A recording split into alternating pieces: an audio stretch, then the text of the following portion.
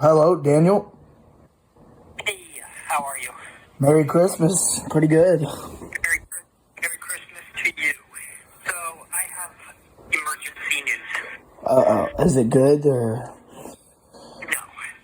Ladies and gentlemen, Daniel Larson has made another call from jail, this time declaring an emergency. And if you know anything about Daniel Larson's story, you will know that he calls for emergencies quite a lot. If it's not an emergency, it's a code silver, and everyone knows there's nothing worse than a code silver. But there's so many things going wrong for Daniel right now that really anything he mentions today could be considered the emergency. It's something he always shouts out when he has big news, and he's saying it's not good news, but one of the first things he says in today's video will make you think it is. You see, Daniel still believes that despite being transferred, he may get out of jail in the next few days or so. And honestly, if he does, I probably wouldn't be surprised just because of the plot armor this man still probably has equipped. But if he doesn't, which he probably won't, I can't imagine what the next phone call will be like. You see, when he first got transferred, I think most people assumed that all hope would be lost for Daniel. For months now, he was saying that he would be released on December 31st if he wasn't transferred. Well, he was, and now his whole line of thinking is he's only at like the halfway point. He's only in Oklahoma now, and he'll be in Springfield in a few days. He hasn't gotten any updates though on when he's going to be going there, so in his mind, he has now come up with the fact that he will be getting out of jail soon.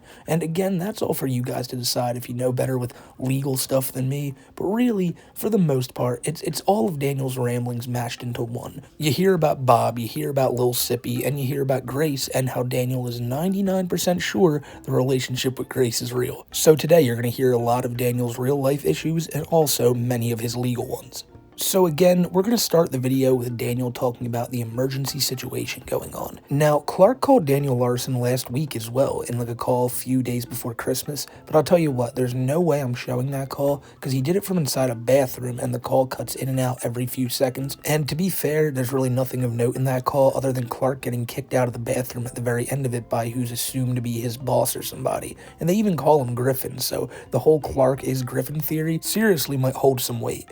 But with all that out of the way, let's go ahead and listen to this call. Hey, how are you? Merry Christmas. Pretty good. Merry Christmas to you. So, I have emergency news. Is it good or? No. So, I am at Turkish, Oklahoma. Jeez. In a stupid county jail. They moved me from the place I was at to here with no date on when I'm supposed to be moving, no information, nothing. It makes no sense. Discovery and Vanderwaal, and apparently the relationship. But he will not talk about anything until I'm out of jail. And he is denying contact with Bob. Bob, on the other hand, is denying contact with you, the Vanderwaals, and my father, my biological father, Travis Larson. So basically what Daniel's saying is he's gotten in contact with his father, and his father won't talk to Bob, and Bob won't talk to Clark. And Daniel's talking about how the main topic at hand is his legal discovery, how Grace Vanderwaal is in there, so is her mom, how the relationship between him and Grace is in there, and how it's real as fuck. But nobody wants to talk to anybody. Daniel's father won't talk to Bob, and that leads me to believe that maybe the guy's a troll, like it's Troll Bob again. Bob doesn't like Clark because he's rightly assuming that Clark is a troll as well, and Daniel's just had enough of it. He said a few weeks ago it's because everyone's not on the same page. Nobody's trying to get him out of jail, as if someone could just waltz in there, pick him up, and take him home.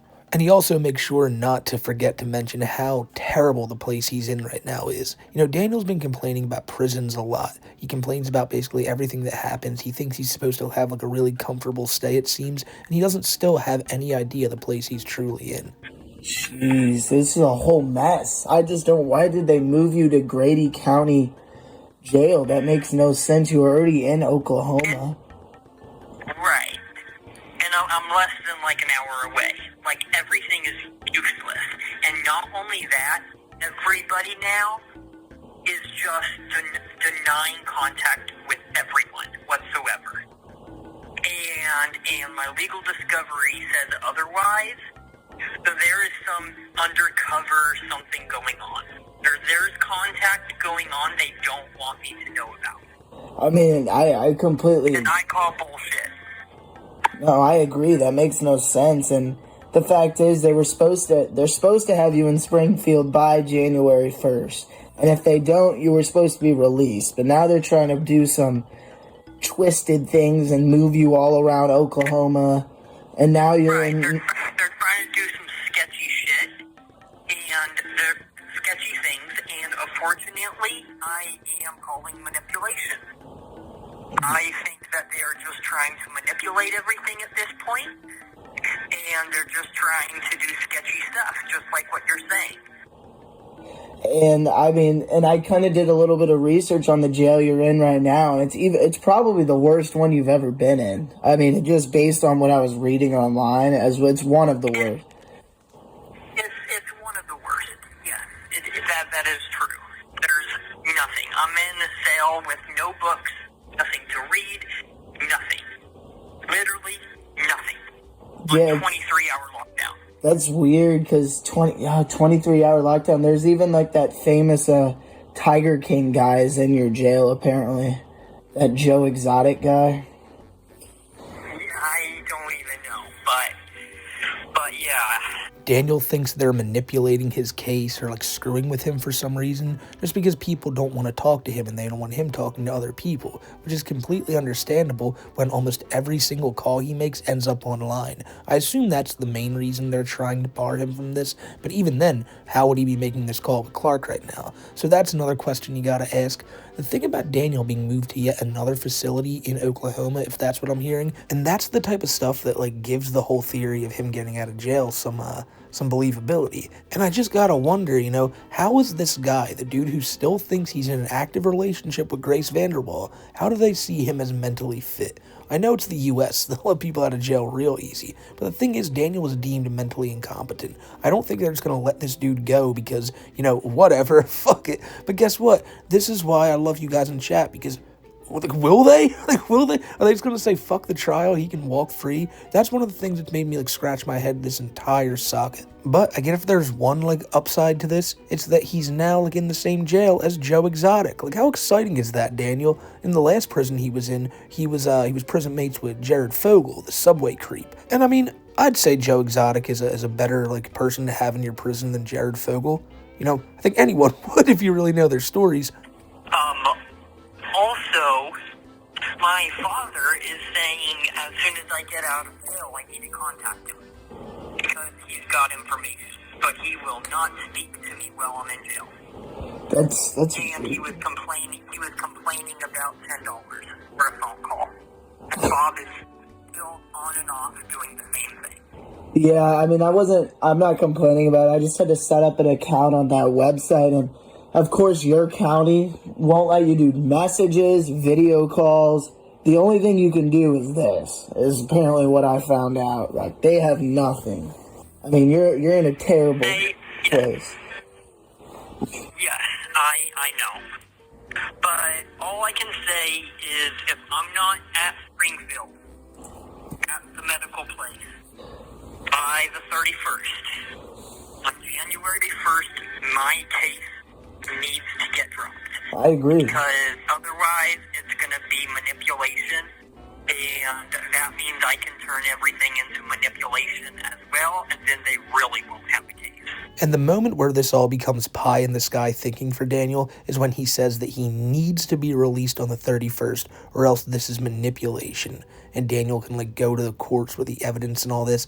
Look, this is so clearly him being well, Lil Sippy told me I'd be getting out before that date, and I have to not get transferred first. So since I'm in this holding period in Oklahoma, that must mean I haven't been transferred. I'm totally getting out. I don't think he has any proof of this. Nobody's told him this other than Lil Sippy, and Larson's he is running with this shit. Again, we talked about it in a few weeks ago's video. Daniel probably felt his whole world crash around him the second they told him, Larson, you're getting transferred. But now that he's not officially there, he still has a little bit of hope in his heart left to say, yeah, I guess I'm getting out then. And, no, you're not. Like I said, if he does, it'll be a cold day in hell. At least that's in my opinion. I know a lot of people in the comments in the last one said, no, he's getting out. And if he does, when again, that's just, it should not be happening. He also said his dad's refusing to contact him until he gets out of jail. And I don't know exactly why that is, but then when he said his dad cared about the $10 phone call, I was like, wow. All right, so talking to your son, despite the relationship you two have or not, isn't even worth $10. You're gonna bitch at it for him. It's kind of a dick move on Mr. Larson's part, but who knows? No, I agree. I mean, it really doesn't make sense legally. I've even talked to some people in the legal standpoint. They don't understand. They say, if you're deemed incompetent, then why aren't you somewhere where you can become competent? You know, it doesn't make any sense. They're just keeping you in a random jail in the middle of Oklahoma and thinking you're going to get better. That makes no sense. Right. And then also, I guess to go along with that, also kind of ridiculous, but I do have some more information about my, oh my God, what was I going to say real quick? Hold on. About my competency bullshit. Okay. Springfield is supposed to be a competency restoration program. I was deemed incompetent because Grace ordered, from my understanding, Grace ordered the mental health evaluation. The mental health evaluation was supposed to get done in Inglewood. Okay? Yes, yeah. And somewhere along the line, they deemed me incompetent to withstand trial. Those are two separate things. Yeah, no, you're right. Those are two separate things.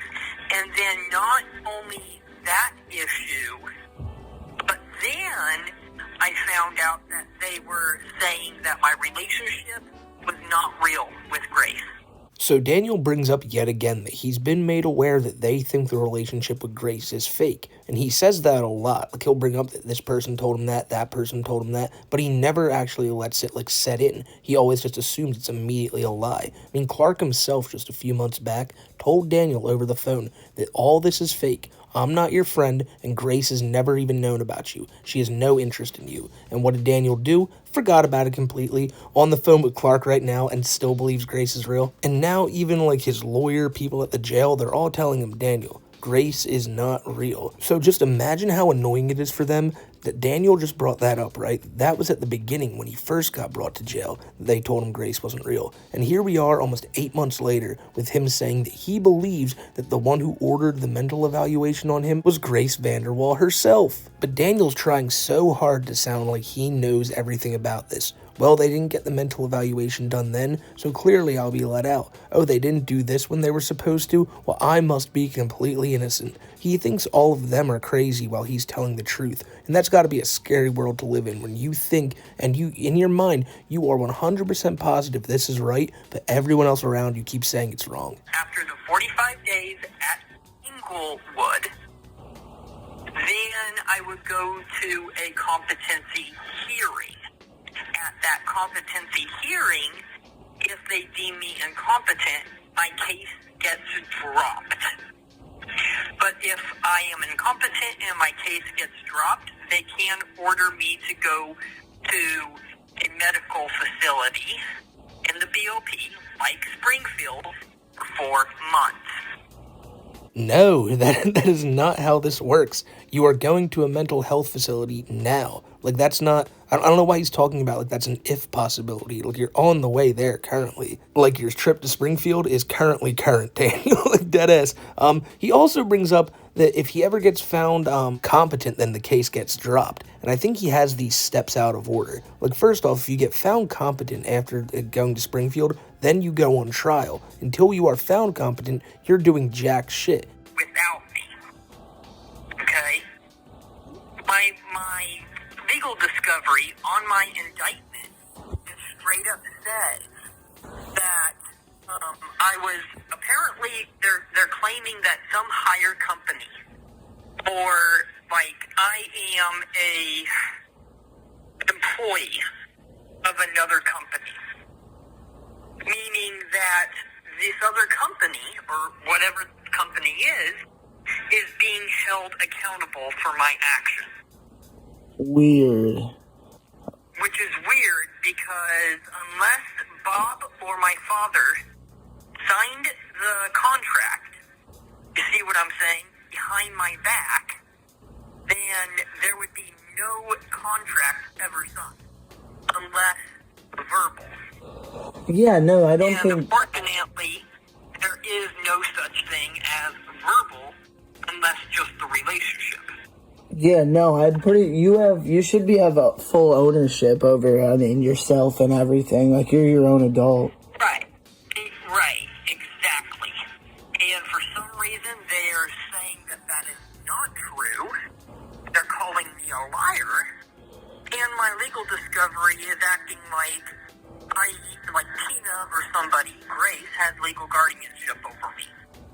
Which is very, very suspicious. Yeah, It doesn't say that, but it says that I am what's the word, for, like, an employee of a company breaking a law under a... I don't... It's got a name for it, but yeah.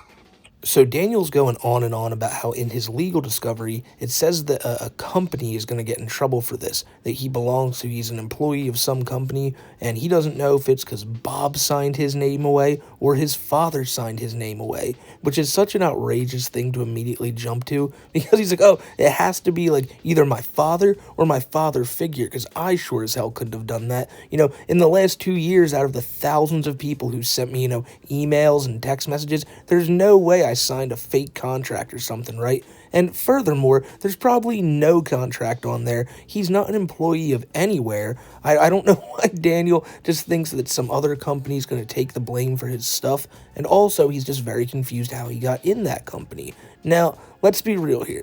He's lying. He's lying, or he read something wrong on the paper. He had to, because it can't be saying that Grace Vanderwaal or Tina has ownership over him too. I think what's happening here is he probably misread that the state has ownership of him. I could be wrong, but I believe that's what happens when you get found incompetent, and Daniel is in fact one of those people. It sounds really weird when he's explaining all this, but at the end of the day, you always gotta remember it's Daniel Larson saying this. He could have just thought this yesterday and thought that's a really good thing to tell Clark. Seems like a lot of the time when he talks, it's just things that he's had going on in his head that he thinks could be true, and by the time he's on the phone with someone, he's convinced himself of it.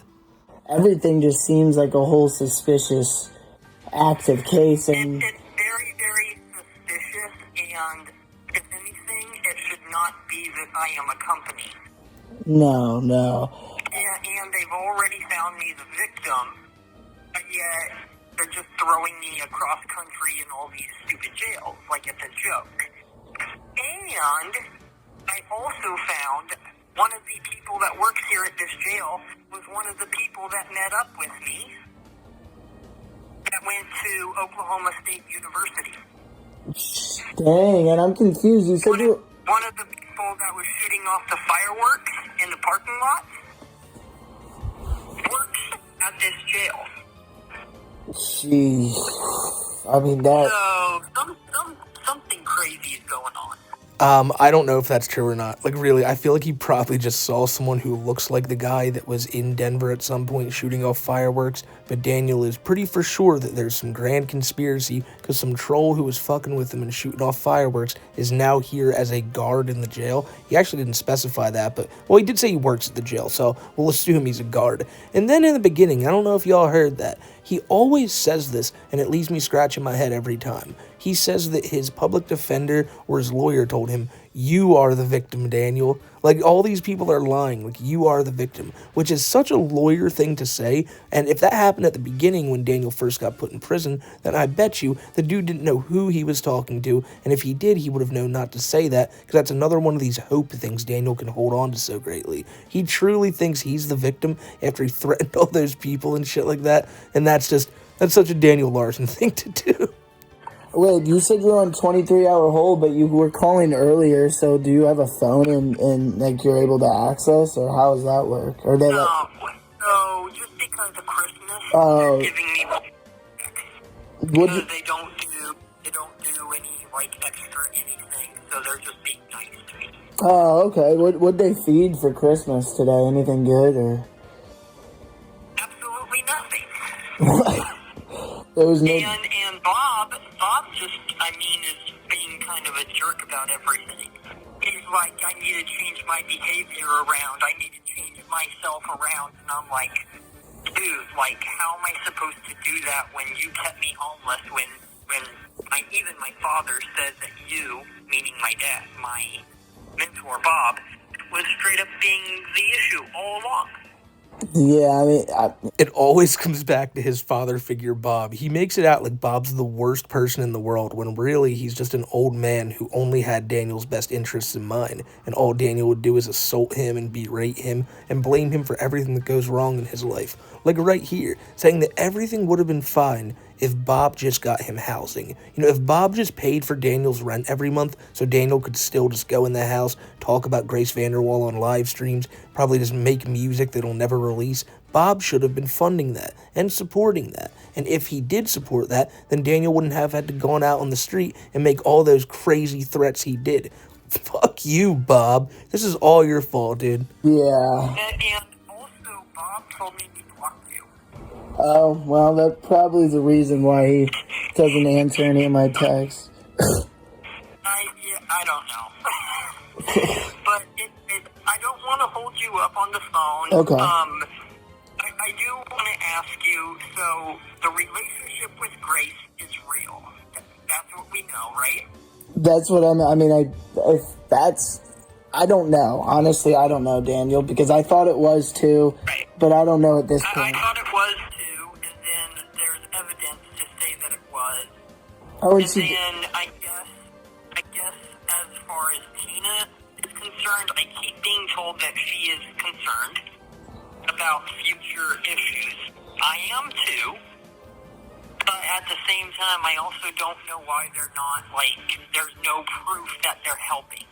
Yeah. And why I'm getting mixed information from my public defender. It's crazy because Grace just, I randomly saw on my TV, she just did some performance on, Kennedy show, and, Obama even spoke at it, and there was, a TikTok clip, and the top comment was literally about Daniel Larson.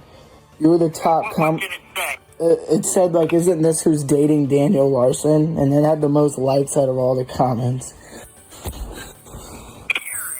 And there's the moment when shit really gets real. Daniel point blank asks Clark, we know the relationship with Grace is real, right?